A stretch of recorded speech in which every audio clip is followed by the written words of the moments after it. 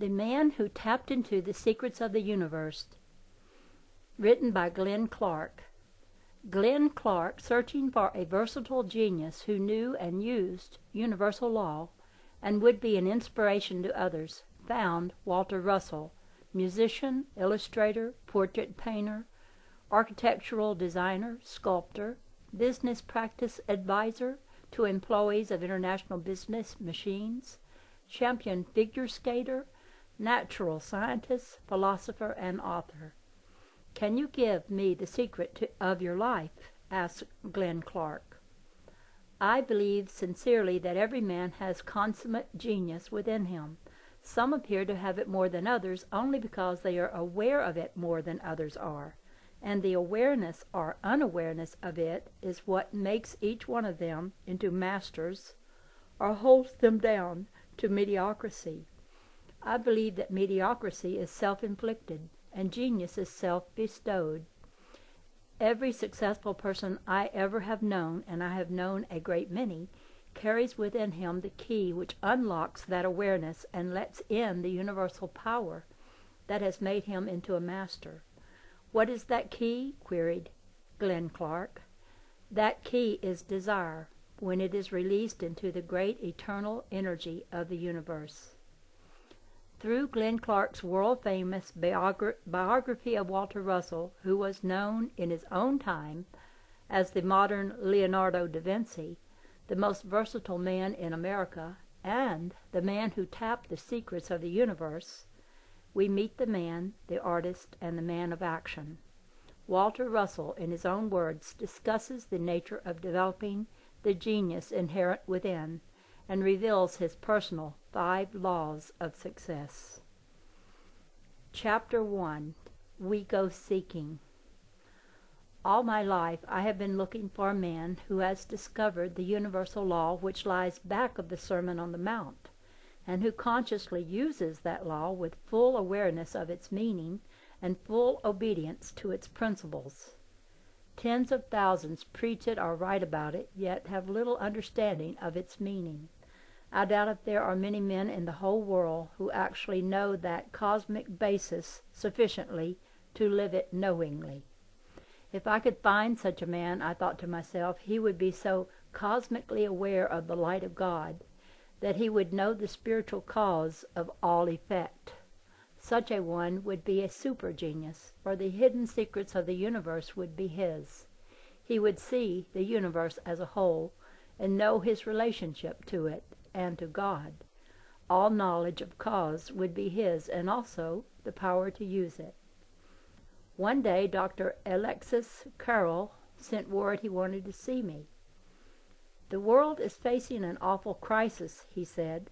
"The very future of humanity is at stake. Mankind can be saved only by a group of men who are so centered in God at the source that their wisdom is a part of the all-wisdom, and therefore so conscious of the cosmos and so integrated at the center that they will be able to think clearly in many fields and not be limited to one field alone.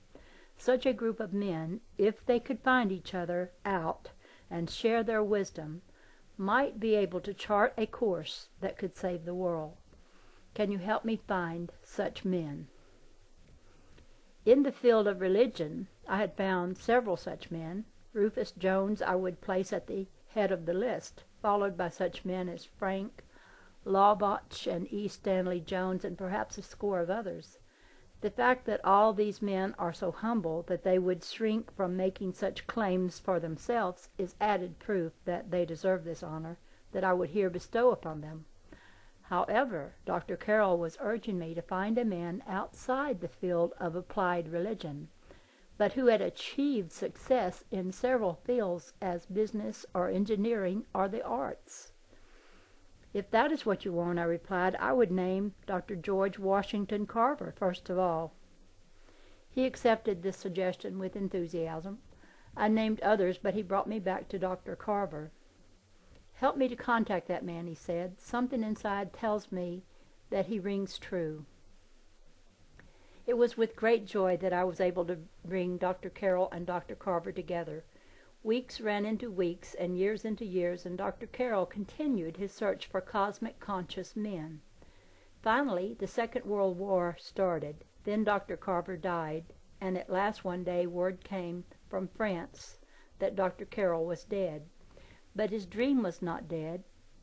I am still looking for men who are so conscious of the spiritual source of all creation that their wisdom is a part of the all-wisdom. Find that man, an inner voice kept saying to me, and you will find an inspiration for all others who wish to prepare themselves for more creative living in an age like this. And then, by the goodness of God, I was led to that man. I had started a college or training school, the purpose of which was, first, to get people centered in God, second, to open avenues by which their wisdom could be seen as a part of the all-wisdom, and third, to trace the relationships underlying all sciences and arts and philosophies so that the students could think clearly in many fields and not be limited to one alone. As I traveled about the country one day, a person said to me, "There is a man who illustrates in his own life all that you have been teaching. Walter Russell. Haven't you heard of him?" No, I had not ever heard of him. Months later, another person said, "Everything you say about the need of integrating one's knowledge and knowing the source from which it comes is beautifully illustrated by a man I know, Walter Russell. Have you ever met him?" "I have heard of him," I replied, "but I have never met him." "I shall bring him to you. I shall see that he attends your talk tonight." I knew by the cut of the Van Dyke beard that I was talking to an artist. I could tell by the broad brow and the profound depth in his eyes that I was talking to a philosopher. His efficient, vital way of speaking revealed in him a man of action. There was, besides, a light in his eyes that showed that he was capable of great inspirations, that he lived close to the great unseen powers of the universe. It was not long afterwards that I found my way to his studio in Carnegie Hall. Here is where he lived and worked. The studio itself was large and positively alive with statuary and paintings that had come from his hand. There was a lifelike bust of Thomas Edison, which was the first piece of sculpture Mr. Russell had ever done. Farther on were two busts of Franklin Roosevelt, one made before and one after Pearl Harbor. The latter had just been recently unveiled in Hyde Park, and replicas of it sent to every member of the President Roosevelt's last cabinet. Most sculptors... I have never known of a sculptor who could make eyes as expressive as does Walter Russell. Most sculptors make the mistake, he said, of thinking of eyes as form, and they therefore make them as spherical surfaces.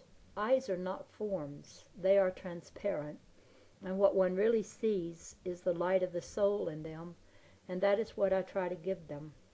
Until a sculptor is able to see the soul with the eyes, his portrait is merely a portrait of flesh and blood. My attention was quickly absorbed by his two masterpieces, the Mark Twain Memorial, with Mark Twain seated in the center, and the character from his book standing around him, and the four freedoms which he had created at President Roosevelt's request, with the hope that it would eventually be placed at Potomac Park in Washington, where the Naval Hospital now stands.